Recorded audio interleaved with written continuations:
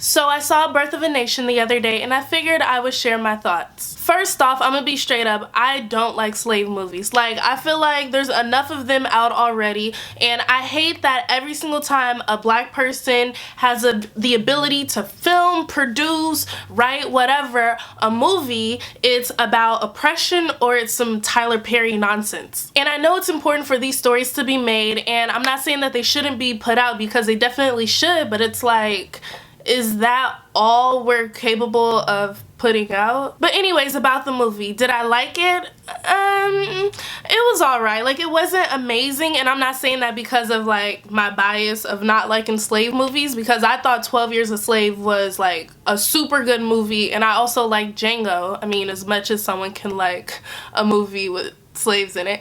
But something just didn't click for me when watching this movie, but I'm gonna talk about what I didn't like and what I did like. Something I didn't like, or I won't really say I didn't like it, but I didn't really understand, like, I didn't get why there was so little dialogue from the black women in this film. I really feel like black women were low-key silenced yet again, and it wasn't like they were disregarding the things that black women were dealing with, because they made a point to show that black women and girls were often beaten, molested, raped, all of that by, you know, white slave owners, overseers, or whatever. But I found it weird that like pretty much no dialogue and anger and emotion other than like fear and sadness was expressed by the female characters. I don't think it was done intentionally or like in a malicious way or anything, because I get, you know, the attention was meant to be kept on Nat Turner and his life, you know, his ideologies and him transcending from a slave mentality to one that's more, you know, revolutionary. But I don't understand why the women were completely painted as like victims and not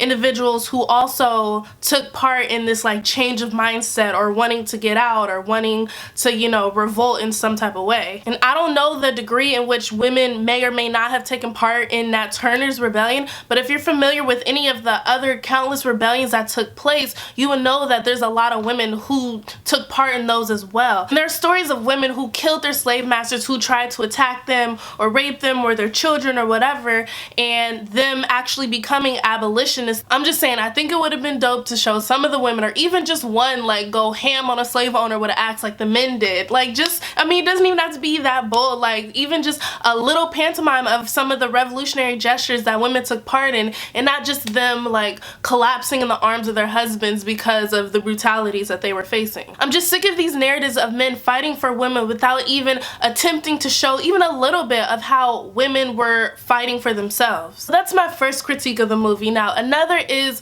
the rebellion scenes. Now, I liked the scenes. Like, I thought they did them right. Like, they was going ham. They was like, ha, ha, ha, slice, slice, slice, chop, chop. And, you know, and they was like gory and bloody, but it wasn't like too over the top, but it wasn't like being extra sugar coated. Like, I thought the scenes were done very well. My only problem with these scenes where I just feel like it was too short.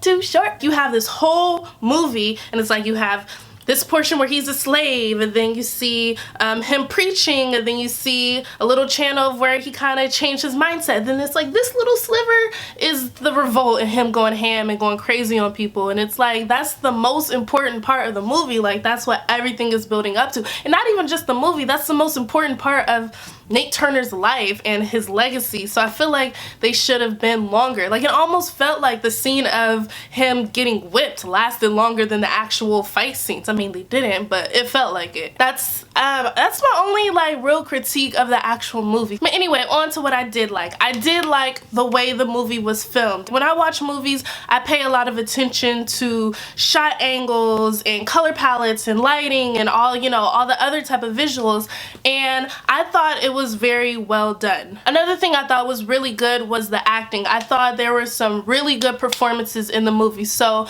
even if you don't like the movie itself, the writing, the plot, whatever, you have to at least admit that the acting was good. And I feel like that low-key carried the movie and made it worth watching, other than the fact that, you know, Nat Turner's story needed to be told. Which kind of goes into another thing that I like about the movie.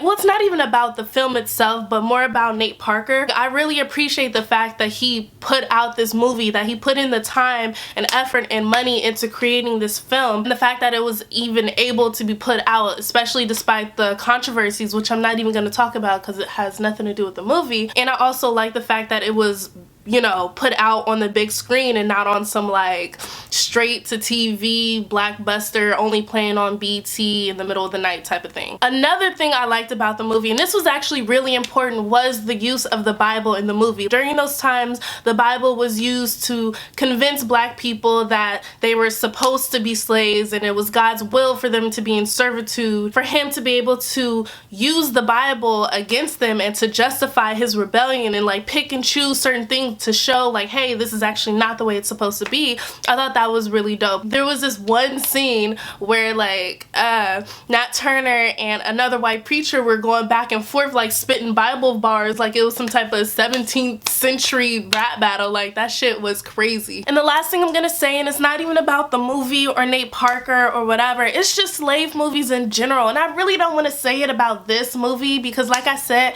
Nat Turner's story needed to be told, and there's several other historical figures during slave times who I still think their stories need to be told and need to be like seen on a big screen or whatever. But why do we keep making these movies? Like why are we still making slave movies? Like, we're not done with this yet. Why do we keep making these movies that are giving black people PTSD? Like, we don't have nothing uplifting to share. Are we gonna sit here and act like all there is to black history is slavery? Like we didn't have whole ass civilizations in various parts of Africa? Like we weren't advanced in science and medicine and art and math? Like we weren't kings and queens and warriors and all type of shit? Like no, we're just slaves? Is that all we're gonna focus on? Just slavery and civil rights? Slavery, civil rights. Like there is other shit. I'm like why do we keep doing this? Okay, I'm done. I think I said all that I needed to say. I just had to get it off my chest.